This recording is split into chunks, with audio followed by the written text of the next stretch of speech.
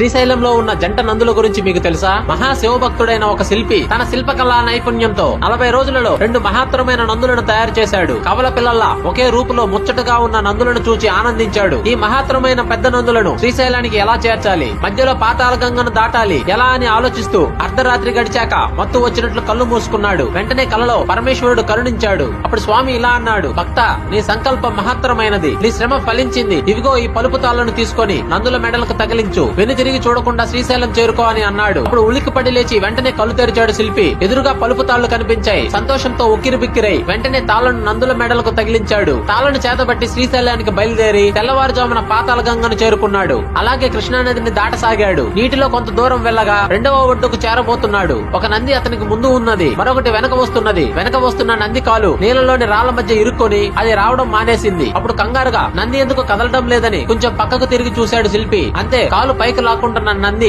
చైతన్యం కోల్పోయింది. మళ్లీ శిలలా మారిపోయింది. శిల్పి చేసేదేమీ లేక దానిని అక్కడే వదిలేసి ఒక నందితోనే శ్రీశైలం చేరాడు. ఇప్పుడు శ్రీశైలంలో ఉన్న నంది ఆ శిల్పి తయారు చేసిందేనని చెప్తారు. రాళ్ల మధ్య నుండి కాలు పైకి లాక్కుంటూ శిలగా మారిపోతున్న నంది ఉబ్బలి బసవన్న అని పిలువబడుతూ ఇటీవల కాలం వరకు భక్తులకు దర్శనమిచ్చేదట. శ్రీశైలం ప్రాజెక్టు వల్ల పాతాళ గంగలో మునిగిపోయిన నంది 700 అడుగుల లోతులో నీటిలో ఇప్పటికీ ఉందంట. హరహర మహాదేవ శంభో శంకర.